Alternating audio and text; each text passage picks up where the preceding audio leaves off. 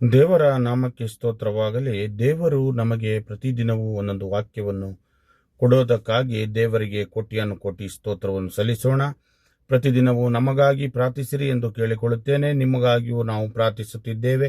ಈ ದಿನ ದೇವರು ಕೊಟ್ಟಂತ ವಚನ ಭಾಗ ಕೀರ್ತನೆಗಳ ಪುಸ್ತಕ 121ನೇ ಅಧ್ಯಾಯ 7ನೇ ವಚನವಾಗಿದೆ.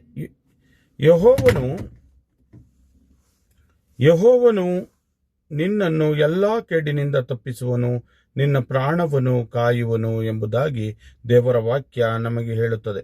ಈ ವಾಕ್ಯವು ನಮ್ಮ ಭಕ್ತಿಯನ್ನು ನಮಗೆ ಪುನರ್ಜ್ಞಾಪಿಸುತ್ತದೆ ಎಂಬುದಾಗಿ ನಾವು ತಿಳಿದುಕೊಳ್ಳಬೇಕಾಗಿದೆ.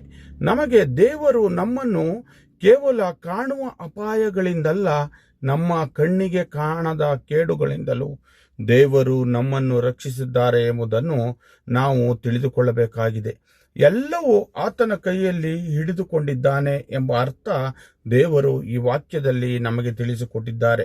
ನಾವು ದುರ್ಬಲರಾಗಿರುವಾಗ ದೇವರು ನಮ್ಮನ್ನು ಕಾಪಾಡುತ್ತಾರೆ. ನಾವು ಅಶಾಂತಿಯಿಂದ ಬಂದಾಗಲೂ ಯೆಹೋವನು ನಿದ್ರೆ ಮಾಡುವವನಲ್ಲ, ಆತನು ಎಂದಿಗೂ ನಮ್ಮನ್ನು ಕಾಯುವವನು ಎಂಬುದಾಗಿ ಇದರಲ್ಲಿ ನಮಗೆ ಈ ವಚನದಲ್ಲಿ ಸ್ಪಷ್ಟವಾಗಿ ನಾವು ತಿಳಿದುಕೊಳ್ಳಬೇಕಾಗಿದೆ. ದೇವರನ್ನು ನಾವು ಪ್ರತಿದಿನ ಪ್ರಾರ್ಥಿಸಬೇಕು.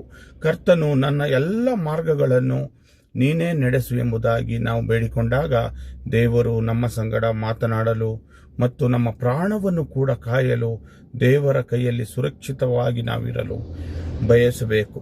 ಇದೇ ದೇವರು ನಮಗೆ ಕೊಡುವಂಥ ಪ್ರತಿದಿನದ ವಚನವು ಇದಾಗಿದೆ. ನಾವು ವಚನವನ್ನು ಸ್ವೀಕರಿಸಿಕೊಂಡು ಪ್ರಾರ್ಥಿಸಬೇಕಾಗಿದೆ. ಇದು ಬಹು ಮುಖ್ಯವಾದಂತಹ ವಿಷಯ.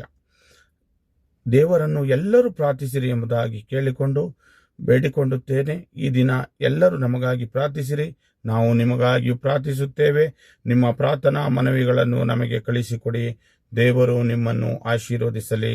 ಆಮೇನ್.